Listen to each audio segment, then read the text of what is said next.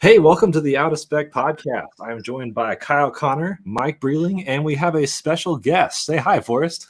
Hello. Or actually, hey, what's up, guys? Right behind me is my picture wall. Tonight, Kyle fondly remembers his time with the 2022 Golf R. We discuss our EV crossover shootout and many other fun cars we've all been behind the wheels of, and much, much more. So let's jump right in. I did want to mention I am starting with my drive up here, I started my leg of my next Miata trip. So I did 5,000 miles out east. Now I'm doing 4,000-ish miles out west, maybe 5,000 miles since it's going to take like a month. So I will see you, Forrest, in like a week. Here's my trunk. So, oh wait, and here's my glove box with Is that snacks. Ralph Lauren? Ralph Lauren suitcase. Yeah. Wow. Ross, Good Ross, $20. Well, I trying to figure out what that was. I was like, "What is that?" Like, and then I realized it was a dude playing polo. It looks like you brought a lot of stuff, but then we have to realize it's a Miata, so there's actually nothing in there. Yeah. Well, Yes. you can see there 7 hats on the left side. Dude, I was just about to comment on that. Like, What else do you need? I got running shoes, a DJI drone, and 7 hats. I'm ready for 3.5 weeks on the road. Should be a fun trip. Me and Kyle are gonna rip the Miata in some canyons and just have a blast. So Let's just be honest here. Just merging onto the highway or driving slowly means wide open throttle in that car. yeah, but it will be fun to see how you compare it to, because we just did a video on Out of Spec Reviews of you driving in Colorado canyons in the Miata at like 7,000 feet. Mhm. And now we're going to do it closer to sea level. Not exactly. We'll still be in the Yeah, by the time mountains. you get up the top of Angeles Crest, you'll be 7,000 feet. No power again. Yeah. And then something else I drove I wanted to mention was the Mini Cooper JCW. So this was actually my first Mini experience. That's I'd crazy. to me. never been behind the wheel of a That is Mini crazy. until this car. And first impressions, great power. I love the turbo. Made me want to turbo my Miata, but I was like immediately annoyed by the rev hang. Otherwise, it was decent though. I totally disagree with you. This car has gotten so bad over time. I am a real Mini enthusiast. Mike can attest to this. I've owned 6 Oh, yeah. Minis, JCW GPs, all the hot stuff, tuned them up. Mike's a Mini enthusiast, had Minis as well, and we've spent a lot of time in our Minis on back roads. And Mike, you actually owned this generation car, an F56 Cooper S, but Yes. it had the JCW tuning kit, which gave it a great exhaust and pops and like power. And the pops are gone for 22 altogether. Really? No pops. They got rid, like, there's no cool exhaust or anything You on it? get in the new Golf R and it's war zone behind you. And, and then I guess Mini can't figure out emissions. And so no pops. This was depressingly quiet. Like I had windows down in the canyon, still could not hear my own It's exhaust. all piped in audio, because if you put the car in green mode, efficient mode, and drive it wide open throttle, you hear literally nothing, and there's no valved exhaust. So first off, noise was bad. Steering on all F56s are a little weird. I think you can attest to that too, Mike. They're a little rubbery, and I don't know if it's where they actually put the steering rack, but it's just always a bit awkward, for the first little bit driving these cars. And yeah, you mentioned the rev hang on this thing. It's like, even with ESP fully off, it disables auto rev matching, which is great because I hate that. And but it's not a driver's car anymore. I feel like when I was an R56 Mini owner, all of the R53, the supercharged guys were like, that's a piece of crap. No one wants to drive that. It's a BMW. And I'm like, no, this is really fun. And here I am doing the same thing for the next generation Mini. But I'm pretty disappointed with what Mini's done. Yeah. Hey Kyle, have you drove the new GP? I have not had to go in the new. Actually, that's not true. I have driven the new GP, but not hard on a back road. Okay, I got to take it. I don't know if you know where Ortega Canyon is, but or Ortega Highway. But there's like a pretty crazy bit of like canyon road near me called Ortega Highway. Mhm. I took the new GP out there, and it's weird, man. Like, And it's automatic only. Yes. automatic DCT. open- It's not even a DCT. No, DCT. Oh, it's only not. Cooper That's S. right. It's not. That's It's right. it's just like a torque converted auto. Right, it has the ASIN 8-speed auto, not even a ZF auto that the BMWs get. Yeah, no. So the shifts kind of like big. They like bleed together. So like when you shift, it's like, I guess you can say it's fast. You don't feel it shift. It just kind of falls into the next gear. But yeah, but the downshifts, well, from what I noticed, were like downshift paddle. It just like took forever, and it wouldn't get into the gear. And I just put it away after driving around the block. Yeah, it doesn't blip at all. It's crazy fast, but it also rides hard as I don't even know what, dude. It rides. Yeah, but that's what my old one did too. Yeah, Kyle's used to that in minis. Yeah, dude. And the crazy part is like, I feel like that exhaust is probably no louder than the JCW. It's probably the same unit. Quiet. Yeah. I just think minis losing their touch. You know, the decision to go automatic only, from when I was speaking to some engineers, was twofold. One, Chinese market, they can't drive manual transmissions in China. Apparently, it's just not a thing. So it has to be automatic to sell the car. And I'm like, okay, we'll just make it automatic version for China only. And then number two was, you know, when they put the hot tune on that B46, B48 4-cylinder motor, they got it up to 300 horsepower. Ours it's still here. It's 226 horsepower, I think. And so it's just so much torque and power that the clutch can't handle it. Meanwhile, I know like 50 people that are making 350 plus horsepower with their F56 manuals, and they're holding up just fine. So, well, Kyle, what's funny is I'm pretty sure in my Cooper S that I own, my 2017, with the JCW tuning kit, which is a tuning kit you buy from Mini, I feel like my car was actually faster than a factory JCW. Totally F56. agree. And it sounded cool. It sounded amazing. Yeah. So I don't know. Like I said, I love Mini. I've been a Mini enthusiast forever. It was my first car. It was, you know, really getting involved with the company early on. It's what got me into driving performance, because they really are great driving cars. And then getting in this new one, it's just like, this is the JCW, and it drives worse than I would imagine the Cooper would. So just pretty disappointed. I think the SE Mini Cooper is the best driving one they have right now, to be honest. Agreed. Yes. 100%. So crazy. Speaking of SE Mini Coopers, I'm actually picking mine up tomorrow that I ordered in August. So nice, dude. Picking it up tomorrow. That's cool. So I'll have pictures of it next week, because the salesman sent me some, but they're not really like great quality. So I was like, I'll take my own. Mike, can we get the coilovers, the factory F56 coilovers on that car, and some nice meaty wheels, and make it look probably? There are people, I've seen pictures of SE Coopers that have been lowered already, and they look really good. Because they come with a lift to give the battery more room, but it looks terrible. Yeah, they sit a couple inches taller, I think. Yikes. Yeah, but we plan on playing around with it a little bit. But yep, super excited, because I agree with Forrest. That is probably the best Mini you can buy right now. Yeah, dude. Yeah, especially for the money, you know. Did you get for the money? It's awesome. Yeah, because does it do the full federal tax credit or no? Full tax credit. 7,500, and then that's one of the reasons why I bought it. And it's just, you know, one of the cheapest EVs you can buy. That's still fun, has really cool options in it, like good build quality. I know that they've updated that a lot. You guys, with your new 22 JCW, that's, you know, on Media Car over there, their whole like infotainment's a little different now. It's got a new skin on it, basically. Yeah, but I think ours has a glitchy infotainment. I don't think it fills the whole screen where the infotainment's going to go. You'll have to take a picture of yours, because there's like an area that's the screen inside of the circle thing, right? Which used to be the speedometer, and now like where the display is, it's like ours is thinking it's the small screen, so it's just projecting the small image on, but the screen itself is larger, so it looks weird to me. That's weird. That might be some kind of glitch. I think it's just a glitch that no one's noticed. Also, because it's a media car and it's a manual transmission, the clutch is gone at 4,000. But because Forrest can attest to this, but every journalist doesn't know how to drive. Dude, yeah, I'll be having some weird clutch issues in pretty much every manual, and I'm just like, dude. The worst was I got a Veloster in manual, and that clutch was destroyed, dude. Oh, I was like, I can't do any kind of smooth shifting. I was telling I was with one of my buddies, like, dude, I promise I'm a good driver. I was like, I swear this clutch is just completely gone, like worn to nothing.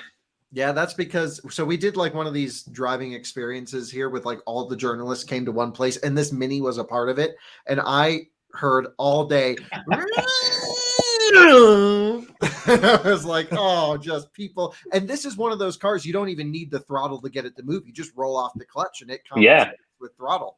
And so, this is why car enthusiasts, half of journalists, and I'll just be totally transparent here, half the journalists just want to regurgitate the press release with the least amount of effort and get flown everywhere first class to eat all the good food. The other half are true driving enthusiasts that want manual transmissions in the fleet, that want to, really keep these fun cars around. The problem is it's really hard for automakers to keep these spicy cars in the fleets because they just get destroyed from people not understanding how to drive them. So, it's more of a numbers game, and writing and driving skills don't always correlate so much. Yeah. This is true. So it's especially true for manual transmissions. I feel like my like autos are pretty much fine across the board when I get them, but yep. So the manuals, which is sad because there's not a lot of the manuals, especially when it's a good one, and then you get it and you're like, unless you're the first to get it. Yeah, I'm on 50% clutch. Yeah, this one's got flywheel chatter and the whole clutch pedal is creaking, and it sounds so bad. Yeah. I know, it's really destroying. That's sad. That's okay. We've done a couple launches. It still grabs hard. It's just not so smooth. Anyway, sorry to derail. No, yeah. So the Mini was not your favorite hot hatch, but what was the Golf R, right? Oof. Like that was one of your favorite cars, maybe of the year. I mean, we're good. So, have you driven the Golf R yet, Forrest? No, I'm super excited to though. Okay, let me set the stage. The last Golf R would put you to sleep driving it as fast as you can. Yes. Super numb, no steering feel. This one also doesn't have any steering feel, but just like you would turn the wheel and you would just go straight everywhere. Super understeery, is that Haldex all-wheel drive system. I believe Haldex is just gone in the new one, and it's their whole new architecture. It also has a mechanical torque vectoring rear differential that uses clutch packs, but it's a wet clutch, so it doesn't really overheat ever. It's the same torque vectoring box that's in the RS3, which isn't in the US yet, but I got to sample in Italy, and I got to drive the RS3 hatch, which is like one of my dream cars that will never come here as Forbidden Fruit turbo 5-cylinder. 25 years, there'll be one in the driveway. And I think you can even get it with a manual too, which is just the car. But Golf R is, 310 horsepower, something like this, 4-cylinder turbo. Of course, it's the EA 888 that they've put in every 4-cylinder Volkswagen Group product. Same engine that's in my mom's Macan. But real hot tune on this thing. There's a Nürburgring race mode that puts the rear diff in full, crazy mode. And then there's also a drift mode, which I did try, but it was a little bit grippy. And so I thought Nürburgring mode was the best for a back road. And if you go to our brand new channel called POV Motoring, you'll just watch me allegedly, no face, they can't sue me, I don't think, just bombing this thing down a back road. And it is an incredible car, great balance, just loves to be wrung out to the limiter. The limiter, I think, it's at 6,500. It really should be at 7, but it's it's a great limiter. And so it's very intoxicating just to leave it in second and rev it all the way out. Amazing roads too in west of Asheville, North Carolina. Mike, you were just there this week, and I missed you by a couple days. I know. And you got to see some of the cars, or Ben did, heading out from that event. But crazy car. I drove the GTI and the R back to back. The R is the car for me. Ultimate Colorado car, and value for money, $43,000. You get heads-up display, heated and cooled seats.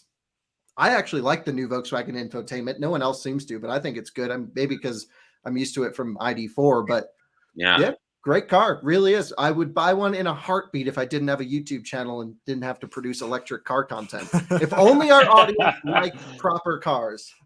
That's interesting. Yeah, dude, when did you make this massive shift to EVs? I remember seeing you review stuff, and then all of a sudden it's I saw you reviewing nothing but EVs. Now you're the EV guy. I know. Well, this is you and Bjorn Nyland in Norway. Yeah, you're like the American version of him. Yeah, well, we get this a lot. I guess it was just a pure business move at that point. We were like, okay, I understand electric cars, which not many people did at the time, especially a few years ago. Yeah. So it was ahead of the curve. I was able to provide a unique perspective that was nerdy and like to do accurate testing, which not even the big magazines were able to do at that time. Now they're getting there, sort of as expected. And so it was just, let's just, there's only one way to get into this business and grow, which is, you just need numbers first. So we just built all of our numbers up with electric content. And part of that's amazing, right? We're at the forefront of the revolution. Whenever an EV launches or whenever someone's looking for electric content, we have the videos there. They perform really well. And we've really built the company off of this. But as a driving enthusiast, I prefer, 3 pedals, cars that are really fun to drive. And so now that we've really established ourselves in the EV space, it's a little bit of walking ourselves back, not necessarily to cover EVs less, but to cover the entire automotive landscape more broadly. Gotcha. Okay, so here's my question for you, Kyle. You've driven tons of EVs, and so like same situation with me. Like I love car enthusiast cars, right? But I also love EVs because there's just such a unique factor with them that you can't get out of a gas car, and I think there's a win-win with both. So if you had to choose the most car enthusiast like EV, what would it be? I think I have my answer. I want to know yours. Okay, I'm really curious about yours, and Jordan and Mike, think of yours too, because you both have driven a lot of cars. So for me, what I want out of a car as a driving enthusiast is something, first off, it has to do the basics of an EV. It has to charge well. It has to accelerate well. It has to be a highway cruiser too, because I do a lot of that. But then at the same time, it needs this dichotomy of it's got to shred up a back road, which means like almost nothing is going to, keep up with this thing when we're shredding up a back road. And honestly, it's between 2 cars for me. I own one now. It's a Model 3 Performance because it's just great charging network and crazy fast in drift mode. I mean, Mike, you've been around with me and track of that thing. It's sideways at 120 miles an hour, and it does that really well. On the other side, I've sort of lost my love for it. I've owned a couple in a row, and I'm just kind of over the Tesla thing personally, as from an ownership perspective, not because I don't think the cars are good, just because I'm kind of something new. I've just been driving them for so long. Taycan. So that actually leaves, what I have on order now, which is the Taycan, soon to be, I won't say anything, a Taycan variant that might or might not launch in the near future, is what I'm going to be going for, but also maybe even Polestar 2. Oh, that's a wild card. After ripping that car up the back road this past weekend, it was allegedly like triple digit entry speed into corners, which was just insanely crazy fast and great thermal management and amazing braking performance. And like that car was really good. It's just fast, but not fun. So yeah, for me, probably Taycan's the answer. What do you think, Forrest? So I would say, man, honestly, there's really 3. Now that I think about it, there's 3 that stood out to me the most. I think from a value proposition, I would probably say Model 3 Performance. From what you get for the money, close to that. Once again, from like value proposition.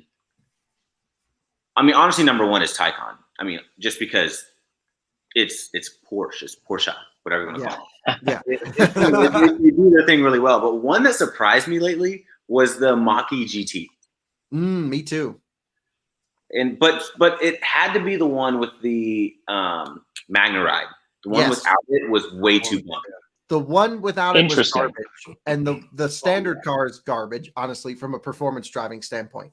And so we have this video going up by the time this podcast goes up, which we'll talk about, which is this whole SUV comparison thing. And in the performance segment, the Mach-E came last because it was so terrible to drive, and it was just an E4X. It wasn't a GT. And I think you and I were both on the same launch, not the same day, but we got to drive the performance edition and the non-performance. Did you get to do that, Forrest? Yes, I came like the day after you did because I saw your name. Yeah.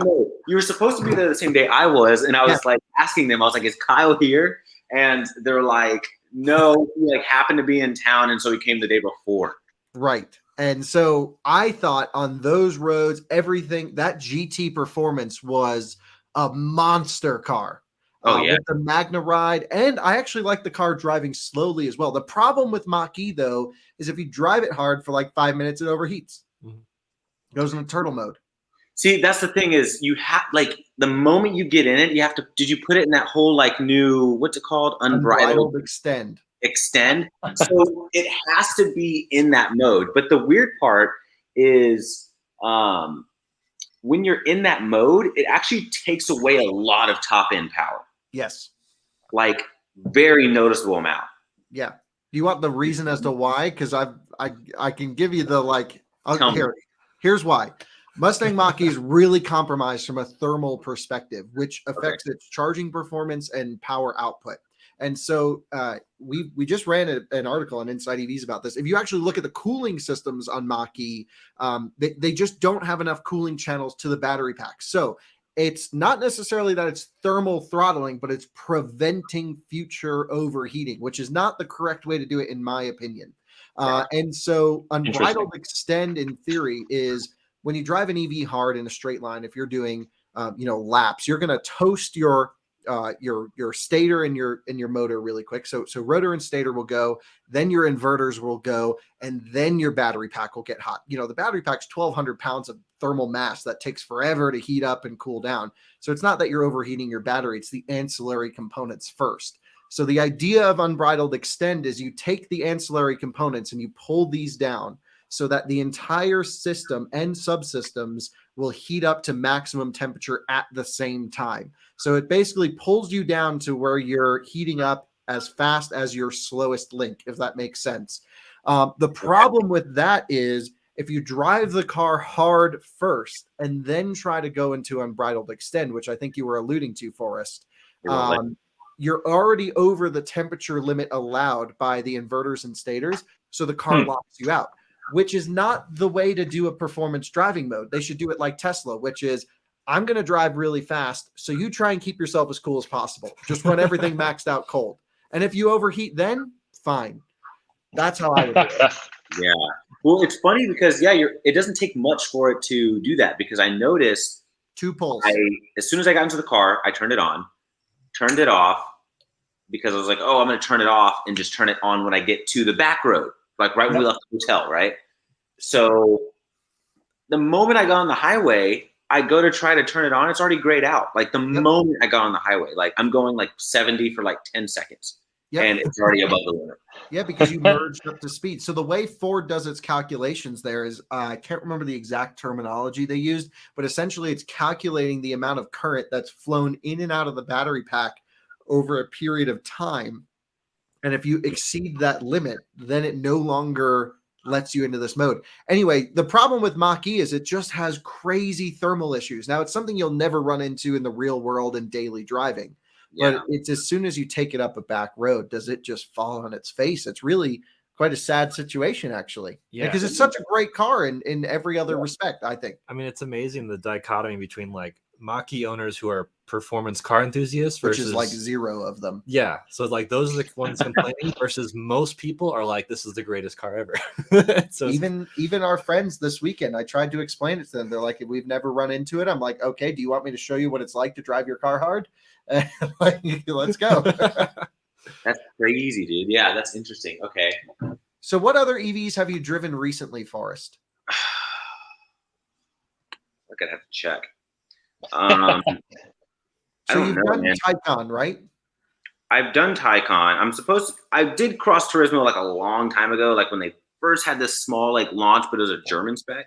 Right. Did you drive the pink car or the blue car?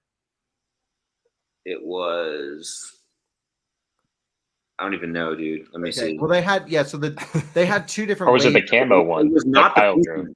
Oh, the pink one wasn't even a Cross Turismo. I'm sorry. That was rear wheel drive when they that was rear wheel. It was, let me see if I can find it. Arrow wheels. Wow. So funny. It was on the unpainted Arrow wheels. It was pink with a blueberry interior. And frozen berry over blueberry, raspberry. That sounds like it's something like that theme. It was it had a purple steering wheel. I was so into it. What the heck? Yeah. Yeah, it was like a base spec. It wasn't even like a 4S. It was like a 4. 4. Yeah, it was like a Cross Turismo 4. So You need to get a Turbo S Cross Turismo. In LA, there's this. Calvin at Porsche. Have you spoken to Calvin? oh yeah, he's amazing. Yeah, Calvin's the best. I love Calvin. And Calvin and I went off-roading in Taycans recently. Can you imagine? Yeah, it's crazy. But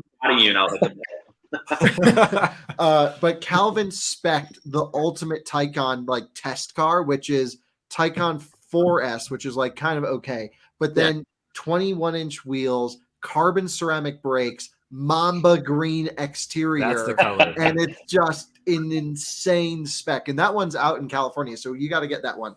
I told me to get the Mamba green spec. Yeah. Yes. You got to get the Mamba green Taycan. I mean, that's what I built in the configurator was a Taycan Cross Turismo 4S with Mamba green, everything. And then I saw the price tag and I was like, wow. It just won Motor One's, that exact car just won Motor One's car of the year of their editorial pick. Dude, I think the 4S, at least in Cross Turismo form, makes the most sense. Yep. I don't think the Turbo I would agree. Turbo is like, I think for that car, it's a little bit overkill. I think, at least for what it's built for. Well, when you factor in price, like there's like a $40,000 gap to go from 4 to Turbo or 4S to Turbo.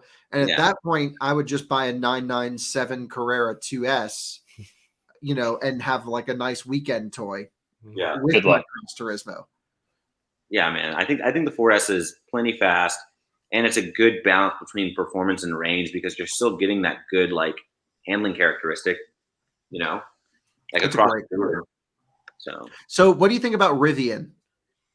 Oh, dude, I was just telling Jordan. So I'm supposed to get one within the next 3 to 4 weeks. Hell yeah. Supposed to get an R1T. How have they been with communication with you, by the way? Not to like break open anything, but like, are they overly communicative or are they a little bit sporadic in their communications? Sporadic, for sure. Yeah, same with us. Yeah, very, very sporadic. But I mean, it makes more sense for them, I guess, because as far as I know, they're the newest company with a PR team. Yeah, them and Lucid are the only two. Yeah, and Lucid is a little bit better. Lucid is definitely more responsive. But then again, from what I know, it seems that Rivian is actually doing more deliveries. I may be incorrect, but but I think mostly internal deliveries. Yes. Rivian. Yeah, a lot of most of their deliveries have been employees. And I think some of their communication with Rivian might also have to do with the fact that they IPO tomorrow, I think. Yes. Or the next After day. their IPO. So they're trying to keep a lot of stuff close, I think. They just uploaded new photos to their media site a couple hours ago, and they look incredible. And they're all here in Colorado. It looks awesome. So sick, dude. I just watched Edmund's video on it today. Have you seen it? Yeah, we just pulled it up right before the podcast. We haven't watched it yet. Yeah. But yeah. I haven't watched it yet either. I haven't pulled up too. It's pretty solid. There's one claim that they made that was pretty interesting, but I won't ruin it. Okay, don't ruin it then. No, we should have watched it now. But do you think this is going to be purchased more by people here in Colorado that will actually be adventuring with them? Which we'll see a ton in LA basically that are like overlanded out. Like the new Defenders are everywhere in LA. Yeah, so I don't. It really depends, honestly. If that is going to happen, I don't think it'll be the people that got the 300 battery pack. I think it'll be the people who got maybe the people who got the 400 plus battery pack. But I think that if you're actually going to take it out, overlanding, off-roading, doing all that stuff, it really depends, man. It's such a unique market because it obviously is geared towards more of a luxury. I think it's geared slightly towards like a Range Rover buyer. Yep. Like luxury, you get the power, you can go off-road, very similar in the fact like to a Defender where it's like fully independent, great articulation, all that stuff. I do know some off-road enthusiasts who are excited about it, but I think ultimately like taking it overlanding, that's really where it's going to be like probably a no-go depending on like how far out you go. And like how closely you can charge before going on your adventure. You know what I mean? It all comes down to charging and availability, and we're taking one to Alaska, so we'll see if we can make it because there's no infrastructure. So wish us luck. The long way up continues. That's right. So I think we're going to pick up where they left off in the movie and finish off the Pan American Trail. Yeah, that's the way to go. Hell yeah. I mean, Rivian's pretty like proud of their upcoming charging infrastructure, and they've said like we're going to put chargers at trailheads. Like they want people to take these off road. Where we go off road and there's no electricity. Who's going to upkeep those chargers though? No, you're 100% correct. They need a whole team dedicated to that for sure. It's like saying you're going to install them is one thing, and then installing them is one thing, and then actually upkeeping, which we've seen issues with other infrastructure. There's only one company who understands charging, and it's Tesla. Yeah. Everyone else sucks. Yes. Yeah. Point blank. 100%. You want to hear the first thing? Because I remember, so my dad has he has an F-350 dually. He does a bunch of he hauls like cattle, hay, whatever. So he like uses it pretty often back in Texas. And I was telling him about this truck, and you know, he had mentioned something about like charging it. He's like, "How do you charge it?" And I was like, "Oh, well, you like plug it in, like you know." He's like, "No." He's like, "Let's say I wanted to tow with it." He's like, "Where do I charge?" And I was like, "Well, you charge in one of the spots." He's like, "Do I have to pull in every time?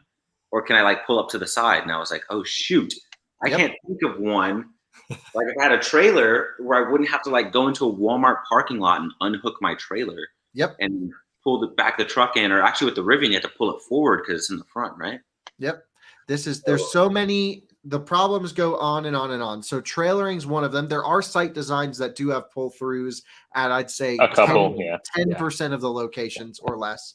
The other thing that I think we really need to focus on are two things. One is ADA compliant chargers. So people with disabilities being able to move around and get the chargers physically connected to the vehicles. In the wintertime, Forrest, because you live in warm climates, I don't know if you've experienced this, but here in Colorado and even where Mike is to an extent some days in North Carolina, these cables literally freeze and you need like two hands to muscle them into the car. I mean, the EA cables are so thick. Yeah. And then Tesla gets away with way more current at lower voltage and they're little noodles. So I don't know how they do that. And they're great. But then the other thing is charging station safety, which is you're literally locked to a charger in the middle of the night, potentially, usually at a Walmart, which maybe isn't the safest place in town, in a $170,000 Lucid or $200,000 Taycan, and there's nothing you can do to unplug and pull away if you get, run up on. So I agree. Dude, like that's the part that is jaw dropping to me. Even if you're in like a Mach-E, which is pretty much more expensive than most vehicles you'll see at a Walmart. I'm like, why didn't y'all at least partner with Target? Yep. And so lighting, like we should go into this, but this type of like charging station safety is going to be a huge deal. Charging with sort of bike racks or towing and even larger vehicles is going to be a big deal. And then just even before we get there, can the chargers even work? And right now it's like my dad's been driving electric cars for years and he's on his third ID4 and he calls me the other day. He's like, "Kyle, I can't charge at Electrify America." Why? I'm like, "I don't know, but like we've been doing this for years." Yeah. And so for me, I love electric cars because it's the Wild West. We're playing around with it. We're making videos, driving them across the country.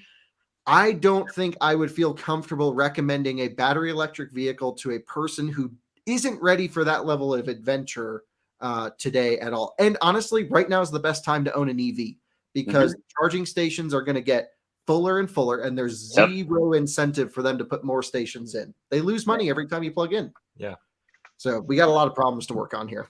Yeah, honestly, I think the best EV are the two. Honestly, if I just narrowed it down to one, if I said, "Hey, here's like the best EV to get right now that won't require a ton of changing your lifestyle around," I think it would specifically be Model 3 long range. Yep. I mean, great car. Or Model Y, same thing. But long range, for sure. Long range, anything. Would you like more whiskey? Yeah.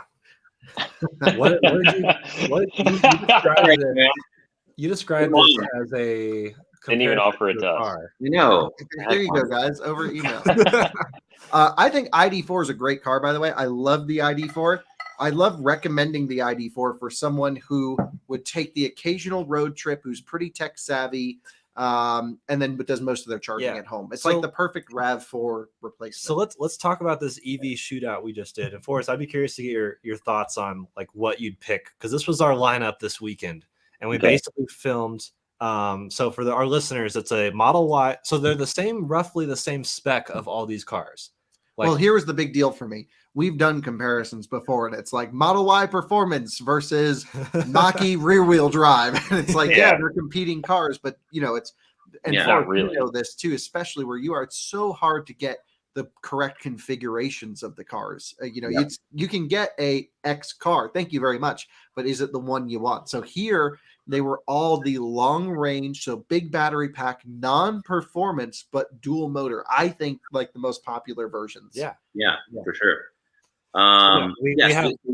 Polestar, dual motor, that's like 240, 250, something like that. Yeah. So 233-mile range and 400 horsepower. But this one had the performance pack, which doesn't change power or range actually, but does give it the bigger wheels and cool brakes and Öhlins suspension. And the seat belts, the gold seat belts, the best reason to buy it. Mike, I was trying to avoid the performance enhancements here. That gives it an extra 200 horsepower. So yeah, for our audio listeners, it's a long range Model Y, the Volkswagen ID4 Pro S, the Polestar 2, and the Mustang Mach-E. In this case, it was the first edition, but essentially it's a 4X all-wheel drive long range. So that's the lineup we kind of compared against each other. I mean, kind of the outlier was the Polestar. It's not exactly like a crossover. I really wanted XC40 Recharge, but they said, we don't have one. We have a Polestar. I said, same thing. We'll take it. Thanks. Yeah. So space aside, it was a pretty good comparison. Yeah. So yeah, it was interesting. Which would you pick, Forrest, just without hearing about it? What appeals to you most here? Oh, that is a very hard question. So I haven't driven the all-wheel ID4. So this is just based off of the fact that I have not driven that car yet. So I can't really speak. It would be down between the Model Y long range or the Mach-E. At which point, if it were my money and I was actually going out to buy one today, I'd probably say Mach-E. Really interesting. Mike, what would you go for? I don't know. Just because I think from what I've seen, real world range seems to be pretty close to EPA. Yeah. Oh, Mach-E does super close to EPA. But then you said the whole like thermal thing, and now I'm like, oh, maybe that's not a good. It's charging. So like range is one side of the equation, but then charging is the exact, the other side, because most people charge at home. So the only time range matters is on a road trip. And like, at least for me, road trips are like, we're going somewhere. So it's how quickly can I recharge to where it starts to slow down? And then what's the distance I can get to the next charger once it's tapered off of max? And this is where Model Y does a really good job charging to 50%. ID4 does a really good job charging to 50%. Polestar and the software I've tested so far does a really terrible job at this, but I hear the new software is better. But again, we haven't experienced it. It wasn't on the cars we had, so we can't speak to it. And Mach-E is pretty not great at this either. So I do remember Mach-E being pretty slow. But then I have this question, right? How many people are going to be focused on the fact that Mach-E still has like federal tax credits available, and then there will definitely be people who will, for sure. But then again, the ID4 does as well. They all do except for the Tesla. Yeah. Okay. So all three of those, 3 of the 4 do. The Tesla's the only one who doesn't for now.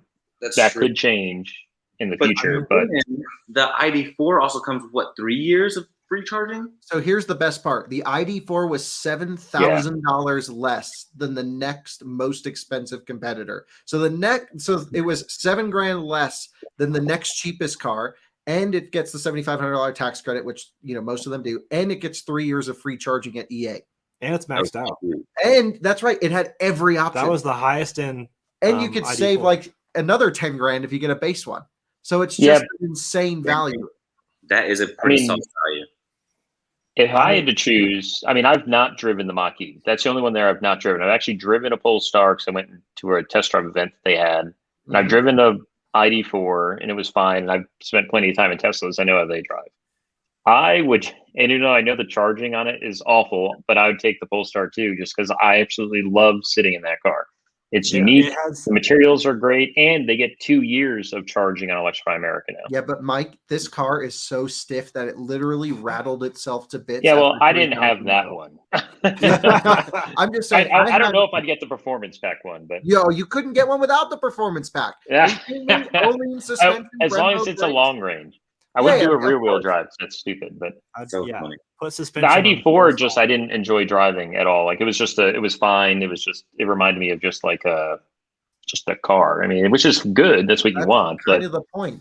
I mean, I know, yeah, but I would prefer to have a Polestar because I love the way it looks and it's more unique in my Yeah, opinion. yeah. it's hard for me to justify. So looks wise, I do like the Mach-E, but Oh, that thing is not a pretty car. I'm sorry. I like It's not how a it looker. looks, but it's like the Mach-E versus ID4. I feel like ID4 is like basically just as quick, maybe not quite. It just feels it was a nicer place to sit for me. I like the infotainment a little more. And you sit so low in it. The Y- Mach-E, you sit like up on a freaking van. The ID4 charging, like, and the Mustang Mach-E falls apart when you try to do performance. So it's like if you're not getting a performance car, I wouldn't pick Mach-E. I would just pick ID4 because I'm not interested in performance anyways. Although I had a lot of fun hooning the ID4 in the canyons, even though it was just ID4. For a lot of people, though, the Tesla is the only option from a charging standpoint. Yeah. Like they couldn't even consider the other cars because of the So, supercharging. I went back and forth a lot. Like in our video, I officially said I would choose Polestar 2. That may still be true because I'm obsessed with looks and also interior. And so, but like in my head, the logical part is like I just want the Model Y because I love the Easter eggs, I love the charging, and I love the Yeah, performance. you were hitting the fart noises Yeah. the whole time in the car. So it's like I would Target take a audience model, right there. If money were no object, I'd take a Model Y and then put a Polestar exterior and interior on it. Call it a day. Interesting final conclusion there. Yeah. You know what's funny though? Like down here, at least where I am in like near like Laguna Beach area, OC, there are an absurd amount of ID4s running around. Really? Dude, I they're see them everywhere everywhere. here. I hardly see them here. That's Really? great. I see Yeah. them. I saw them like Once 4 a times week, on maybe. one drive yesterday. Yeah, they're here now. Mike, that's There's wild that you Teslas don't have everywhere. them. No, hardly any. Yesterday, Ben and I saw one, and I couldn't determine what trim it was. It had the black stripe going down the side, not the silver one, but it had the good headlights. Right. So- That's a Pro S non-gradient. Okay, that's what I thought because it had small-ish wheels. Yeah, I was they like, get the 19s. it looked a lot better than that silver stripe, I think. Yeah, But- that's what my That's what dad your dad- has. yeah. Dude, I actually My dad- like smaller wheels though. Yeah. yeah, they me look too. good. Yeah. I think they look sharp. I think they look better than the bigger ones, and you're So- saving in range. Drew at Oh, yeah. Martian Wheels just created an ID4 forged wheel specific for that car, and it looks so Wow. hot. Oh, So Nice. can't wait to get that on. I did see a picture of an ID4 that's been slammed on On like RSQ 21s. Yeah. wheel. Oh my gosh, that looks so good. So good. That's the thing. ID4 is the only car I'm like, bag it and big ass wheels. But I wish we could get ID3 here. Yeah, ID3 and okay. What do you think about? Do you think we'll get the? Was it called the GTX? No, so it's the same exact thing we get just with a lower ride height. What do you mean? Yeah, ID4 all-wheel drive and GTX are identical. It's just we get the lifted suspension and they get the lowered suspension. So just lower it. There's no difference other than they get badging and seats. Isn't? Is that the one with the cool taillights? The GTX? Yeah, but the cool taillights are on almost every Euro version, but they're not FMVSS compliant, so it'll never come here. I hate it. Yeah. Yeah. So we Exactly. already Our get the lighting laws and GTX. stuff. Like we get the big brakes from the GTX. Like all-wheel drive is kind of a hodgepodge of the normal car with some bits from the GTX with a bespoke suspension for our market. And yeah. Interesting. But See, our all-wheel drive has stiffer suspension. It's 0.6 inches higher, but it's got a thicker rear sway bar, increased spring rate, and a stiffer damper. So like shredding the all-wheel drive around today, like Timon and I did our full performance evaluation on it today, and we were full on hooning this thing like sideways out of corners, and it was incredible. Not crazy fast, not crazy like sporty, but like the Germans know how to build a car that could just be flung around, and it's so competent. It's so predictable. Okay, so and predictable. this is the all-wheel drive ID4 you're talking about, right? Yeah. Dude, I haven't driven it. Like so good. I had so much fun. Rear wheel, and I wasn't super impressed with it. No, yeah, I've only driven the rear wheel. And it has a weird brake pedal. They all have a weird brake pedal. Mm-hmm. So you got to get over that. You got to drive it B mode. I actually like driving the cars in comfort mode the best. But so the way the all-wheel drive ID4 works, first off, there's two intricacies. The first is, which I actually think is like a really big problem that we need to talk about. Every EV is slower at lower state of charge. When you have higher pack voltage for the same current request, you have more total power output.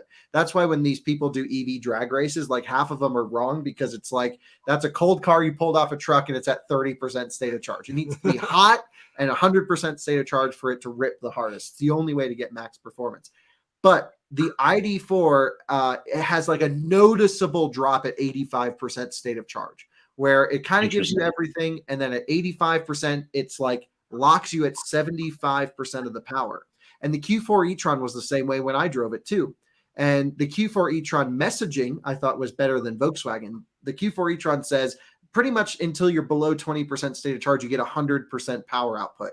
Your boost functionality is available when it's near full. In the ID4, it just shows that you never can get to full power on the display. Mm-hmm. And because Volkswagen recommends charging it to 80% every day, how can they advertise the 300 horsepower number if they're also saying don't ever charge it up beyond 80%?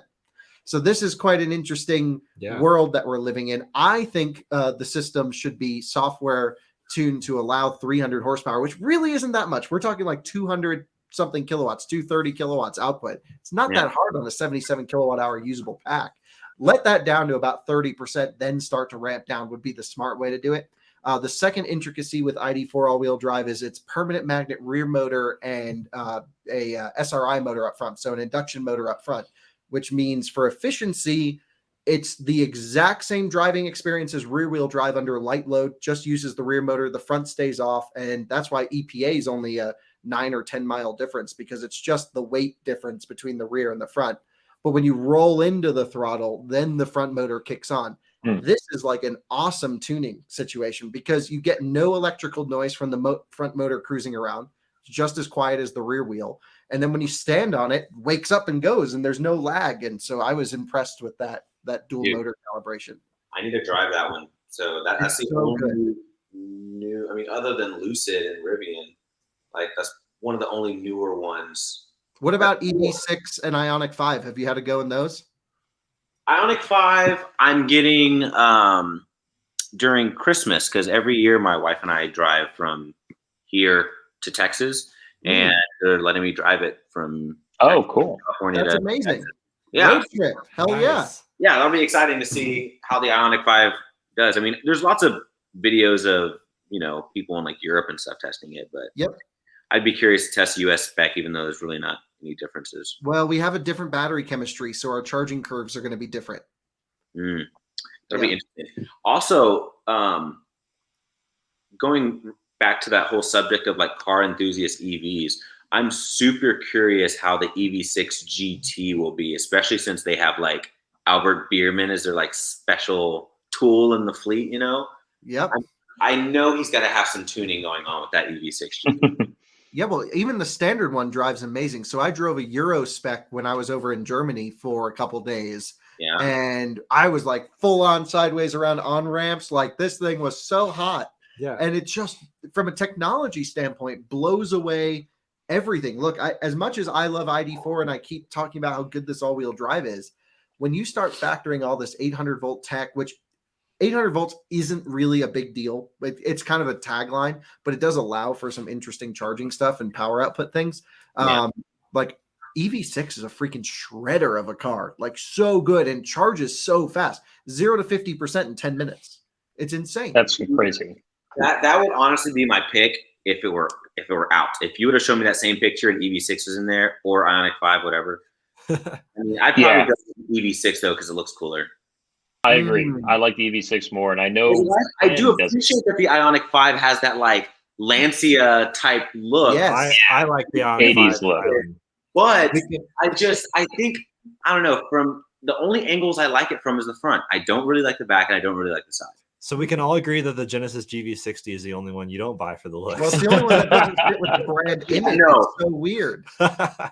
Yeah, dude. Forrest, you've done a lot of Genesis products. I've watched your GV70 stuff. I've seen some of the things you've done. Yeah. What is your opinion of GV60 electric fitting in with the Genesis brand image? Because it's such a departure from the amazing presence that we've had over the last few years. The most disappointing thing about GV60 is definitely the looks. I think with the GV70 is probably the most beautiful ones they make. I think it takes their design language and like just fits it perfectly on the And car. those wheels are insanely cool. Yes. Dude. So when I saw GV60, I was like mega disappointed, dude. And in highlighter yellow, like how does that fit with the Genesis premium brand image? I don't know. Like honestly though, I just think it just looks ugly because the car is not that attractive. I think if it were like some beautiful car with that color, I wouldn't mind it. It wouldn't be that big of a deal. It's like taking some trash and painting it purple. It just looks like purple trash. I mean, I will say the interior. The Purple interior. Wait, let's just take that as a soundbite. We'll upload that as a clip. Forrest will never drive another Genesis again.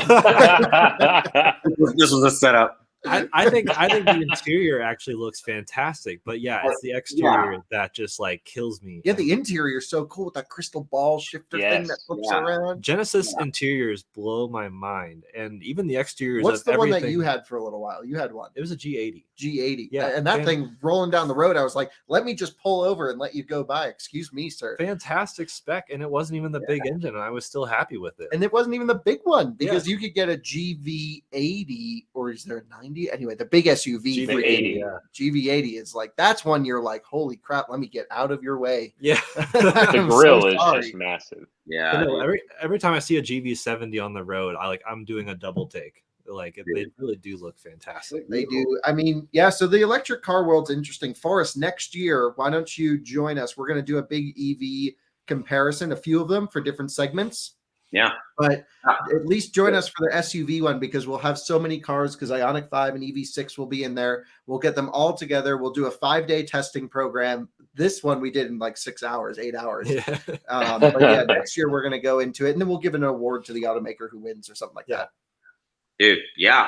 And if you need any, like, I don't know if you need any like investments or investing with anything for that, but let me know. I'd be more than happy to help out because I think that stuff is super cool. Yeah, thanks. We'll come up with a budget for it. We'll be fine. But that's what I love to do. I think from a business perspective, it's what drives the views and it's worth it to actually, I mean, the biggest thing was for me and my good friend, Drew, who owns Martian Wheels, who's making those ID4 wheels, who makes Tesla wheels.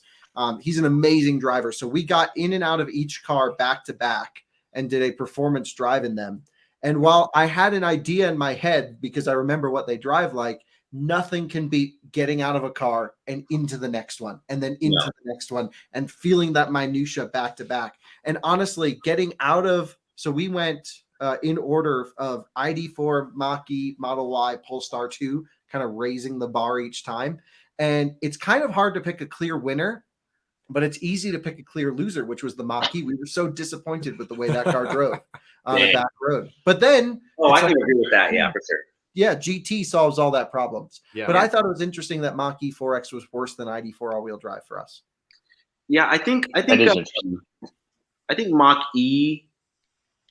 I just think with the Mustang badging, there's a level of performance that you expect, even on a base model vehicle, and it just didn't deliver. Like it was a fine EV. Yeah, it's a great daily car.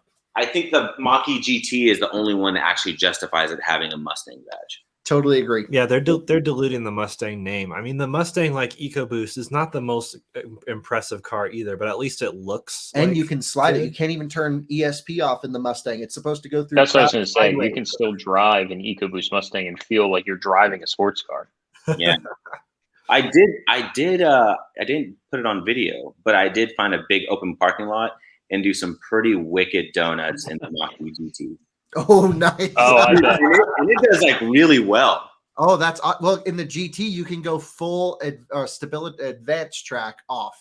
Yeah, you can like. There's like a physical button you can like hold it turn off, and dude, that thing can like slide around. Yes. Oh, it's great at that. So here's the thing: if you buy an early production Mach-E, I think it's same model year too. You can only go traction control off in the UI, and there's no way to turn advanced track off. But now all current production Mach-E, including rear wheel drive, including base cars, have the button that the GT has, which means now you can go full off. So I haven't driven a non-GT with the button, but I'm really looking forward to doing a rear wheel drive that I can go advanced track off and doing big skids. Yeah. Interesting. Then if you're going to do that, man, you got to make sure they got that good thermal management going on. That's right. Yeah. We'll Another park it reason over for it. ice bricks. We'll just put it on a cooler full of ice, try and cool it down. Right. That's funny, yeah. man. Yeah, I think other than that, I'm trying to think what other vehicle I'm excited for. Because honestly, most cars I get excited for now, like it's weird. Within a year, most of them, like 75% of them are EVs. Really? I mean, other than like the new Z06, like obviously that's super excited to drive that. And then you have things like the upcoming Bronco R. Yep. And like Motor Trend just posted something of like what'd I say? Not Bronco R. Yeah. The Bronco R is the dune buggy non-street legal thing. But crazy. Yeah, no. Well, the Bronco Raptor. Yeah, Yeah. the Warthog thing that Motor Trend posted today. Yeah, yeah. Like a spy shot of it or something. That's going to be pretty good. Interesting. I think the fender flares are actually a bit too much. They're way too massive, I think. But So Forrest, like what's a non-EV that really excited you that you already drove this year? I was about to say something, but I have not already driven. What were you going to say? Yeah, I was about to say the new Z06. Like that's Yeah. But okay. Oh yeah, that car. I have to look back because I feel like So you have a list of every car you've had this year? It's I called just look at all my TikTok videos because TikTok. the videos I don't have to spend like hours getting footage because it's like they're minute-long videos. So I can get like 3 to 4 cars in a week, and so it all kind of blends together after a while. You do that many cars? So what's your rotation like with the fleet companies? It's pretty much at least 2 a week. Yeah. We do 2 to 3 a week here. Yeah. But do you keep them both at the same time, or do you take one, then send it back, take another?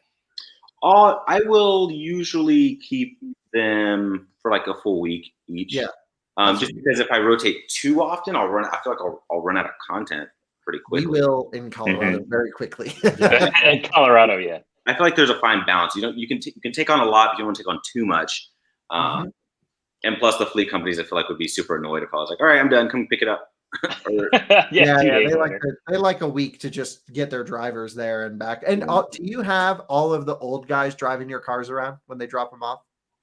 It's a lot of younger guys. I think they just got Really? I think they just got a bunch of new people working there, but it's been a bunch of younger people. Like 75-year-olds. They're the best. I love every single one of them. They're like, they could all be my grandfather. And there's like 1 or 2 guys out here that are old, but yeah, he was so happy. He picked up the S class and dropped off the JCW, and he was so glad. He felt like he made the best decision ever. I bet. Yeah, when they dropped off the S, because they dropped it off here and then they picked it up from you. And they were like, wow, we just took it around the block one extra time. Dude, that's so funny. Man. I'm looking through. Do you just do TikToks with them? So when you get a car, what is like your content plan? Is it to make a YouTube video? Is it to do TikTok? Is it what do you do when you get a car dropped off? They drop it off. The first day, I'll just run my normal everyday errands in that vehicle. And that's like the first day or two. And that's kind of like how I kind of get acquainted with it. Most car, I mean, Kyle, like once you've driven a lot of cars, it's pretty quick turnaround in terms of getting to know a vehicle. Like 10 minutes, you're good. Yeah. You don't need much time. But sometimes within those 2 days, there will be like a little detail or a little feature that the car has that maybe enhances the way I interact with it, or maybe it completely takes away from how I interact with it. So I love to find those things because if there's a feature that, let's say, other cars have, but this one implements it the best or whatever. But my whole goal is because it's 60 seconds, so I can't give like a full. What about those 3-minute TikToks? Do you ever do those? They just don't do well. Yeah, that's what I found. On social media. Because on Yeah. the whole thing is like with YouTube, right? The biggest difference is someone goes on YouTube and they type in Mustang Mach-E. So that means they are looking for that car and they're looking for that content. And they probably already know a little bit about the vehicle, and it's probably something they're considering, and it's on their list of things to buy, or maybe they just want to know what it's like. So they're looking at your video in a more they're looking for that detail and information. Yeah, like if I post an hour-long video, it will significantly outperform a 59-minute video. Oh, yeah, dude. Especially because like the way your videos are structured too, and people that know your videos, like that to them that means more detail. Yep. It's the opposite. And TikTok is the opposite. Complete opposite. So with me, the shorter I can make it, the better.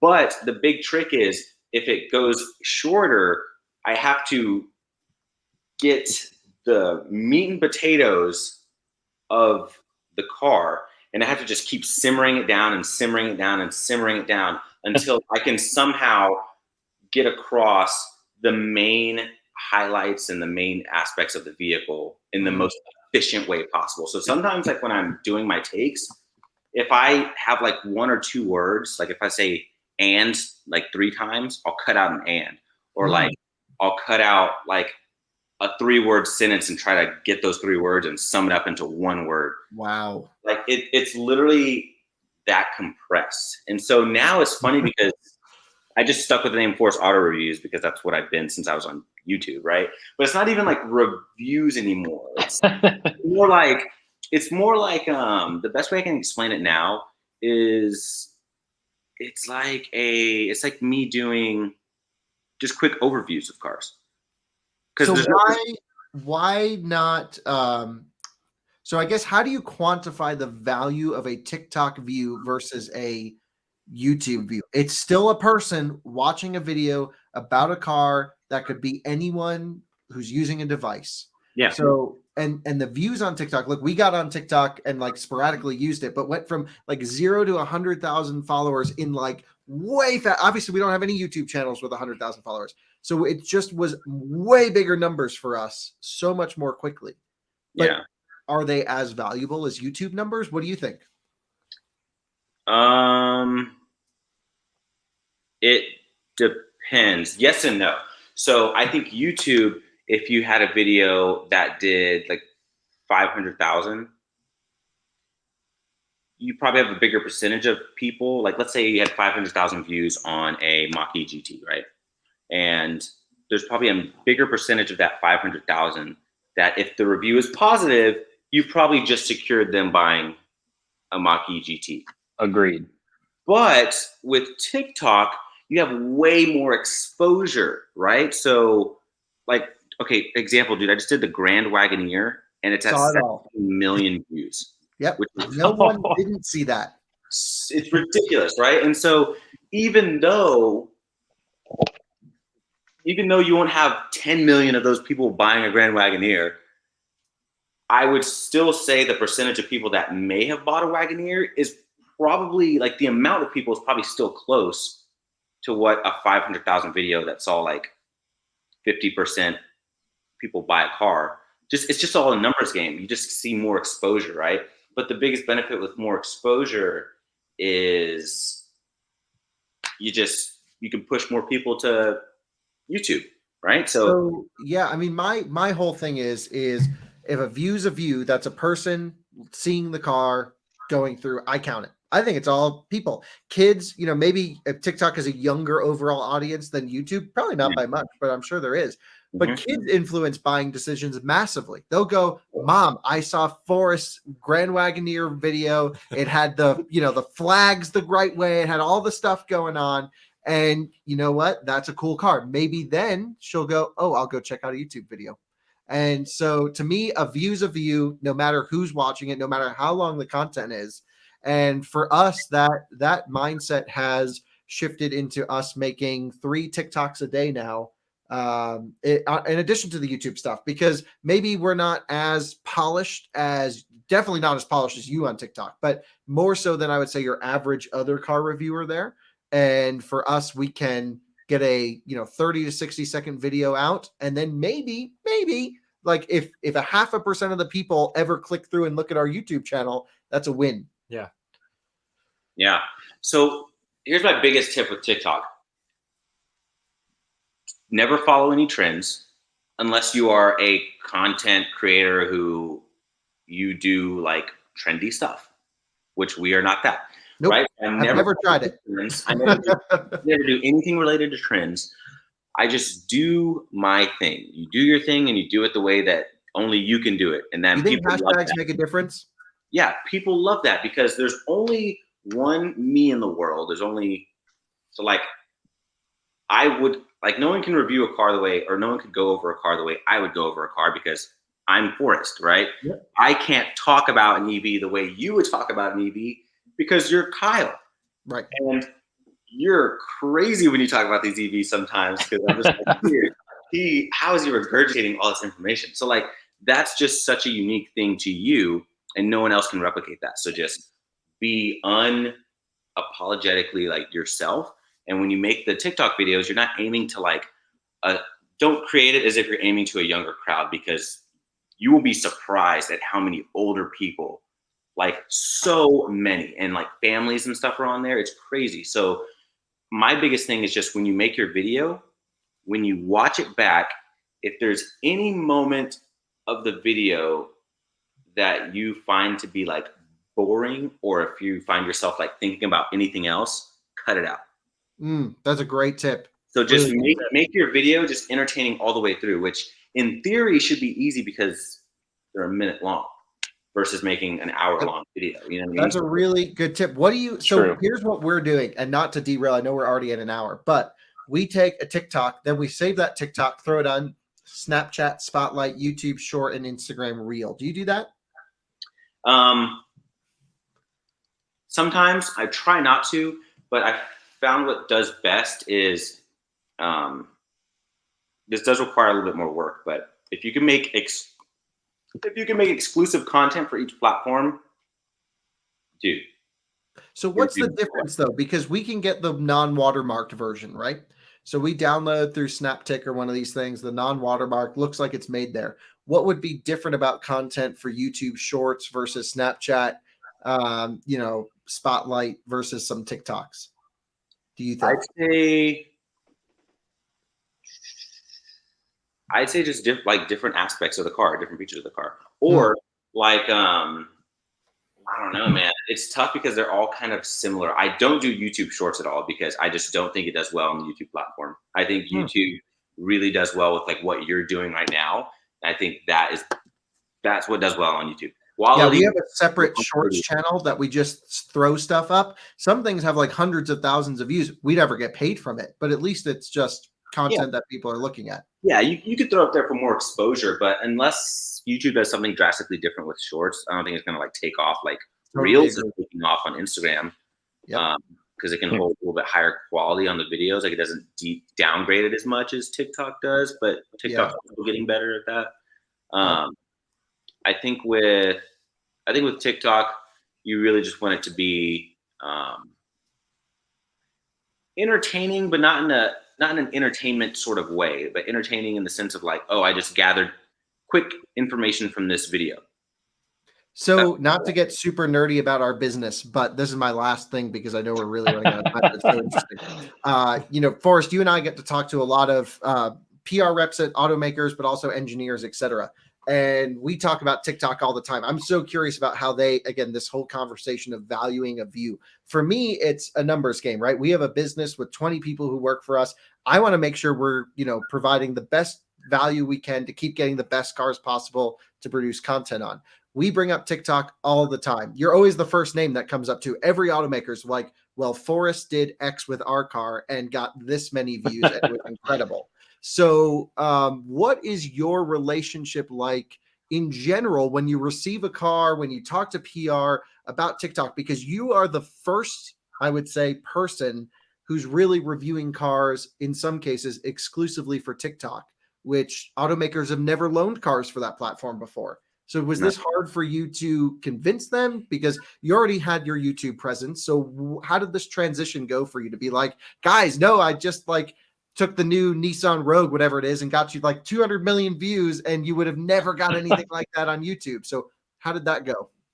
That was interesting. So yeah, it first started with a Mercedes-Benz, which Mercedes-Benz was actually the hardest to convince. It was just, I happened to have a Mercedes-Benz that I filmed, and it happened to do like 2 million views on TikTok. That's what first made me say, wow, that's more than anything I've ever gotten on YouTube. You find that Mercedes do well on TikTok? Because we find they always do over a couple million views for us.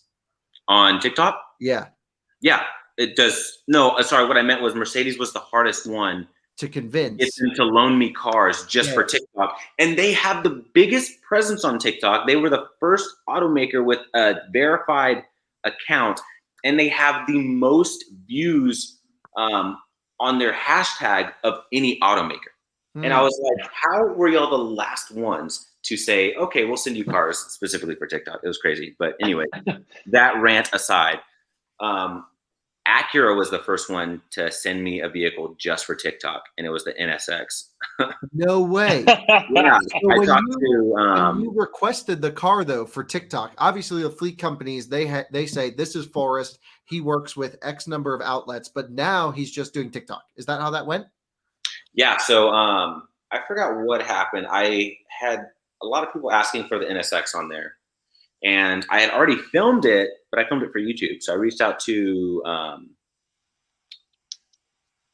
Karina, and I was like, hey, is there any way I can get the NSX again for a loan? She's like, oh, are you just going to make more YouTube videos on that? I was like, actually, I just need it for a TikTok video. And she's like, oh. I was like, yeah. I was like, I know it's kind of like all new. I was like, but here's my numbers and here's what I've done so far. And she's like, oh, that's super interesting. She's like, sure, let's try it out. And I think the NSX did I made 2 videos on it. One did 3.2, the other did 1.5. Wow. So they must have been thrilled. Oh, they were like, oh, what the heck? Yeah, come Type S event. Yeah, it was pretty crazy. And then I think then it just, I don't know, it's interesting how it works. I really can't explain how a lot of it works. Honestly, it just kind of does. I just kind of do my thing, and then it just does well. I wish there was more of a science or more of a explanation of why it does well, but it's just you have a great way of connecting with the audience. I'm a huge fan. I watch every video you do. I'm super into it. It's so great. And honestly, from our side, we don't strive to be like you. We don't strive to be like everyone. We obviously have to keep our own personal identity. But I think it's amazing that we can cover literally the exact opposites of car reviews, right? Me being hour plus detail oriented, every little thing rambling on, and you doing these very small short highlights of vehicles, and they appeal to different types of people, but they're both providing value, I think. So it's pretty amazing just to see the breadth of just the media world within the automotive organization.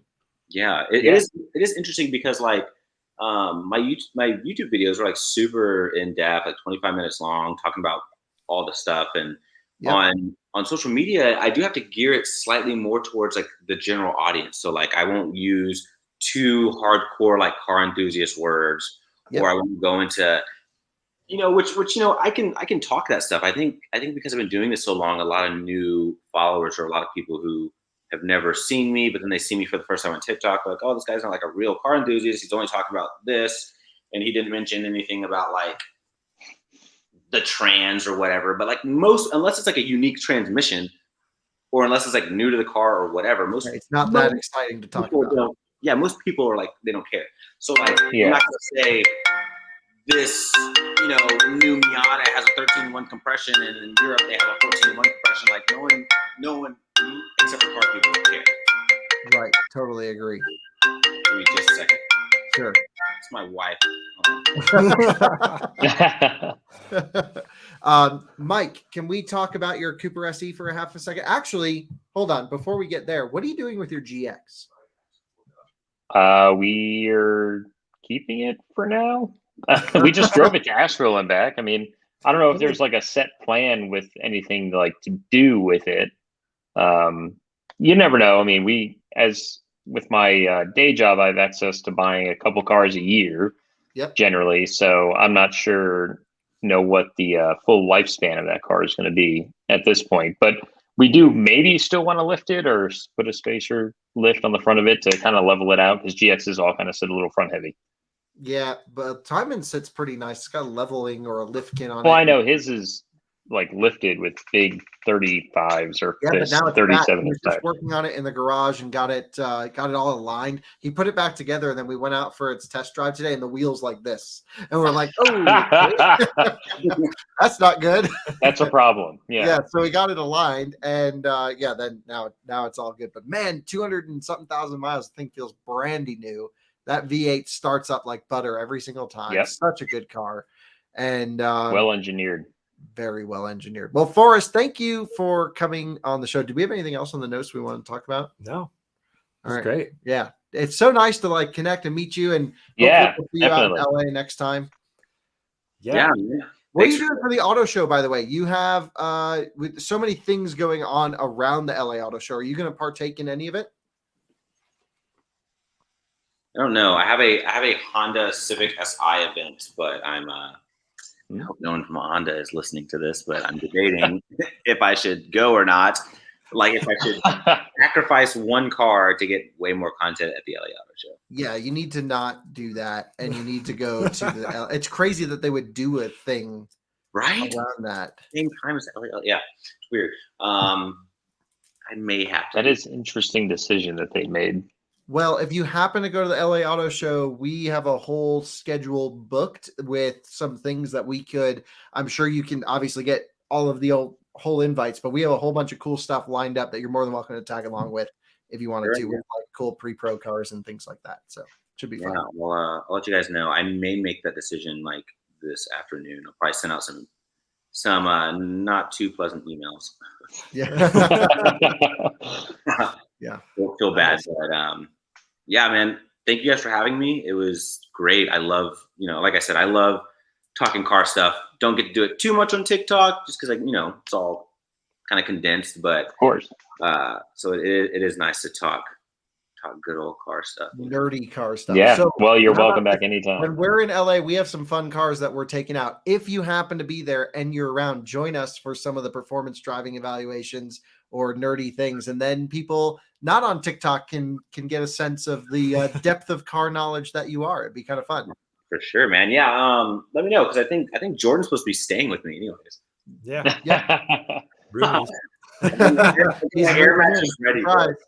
Yes. Make him sleep on the floor. All right. Well, I'll wrap up the show. Thanks for joining us on the podcast, and check out all of our stuff Out of Spec. Of course, Forrest is Forrest Auto Reviews. That's YouTube and TikTok. We're really going to send so much traffic his way. And Kyle is at It's Kyle Connor on Twitter, and I'm Jordan_Schieffer, and of course Mike is M_Breeley. Thanks for joining us on this long show, but it was awesome, full of stuff, and we'll see you guys next time. Awesome. Bye, guys.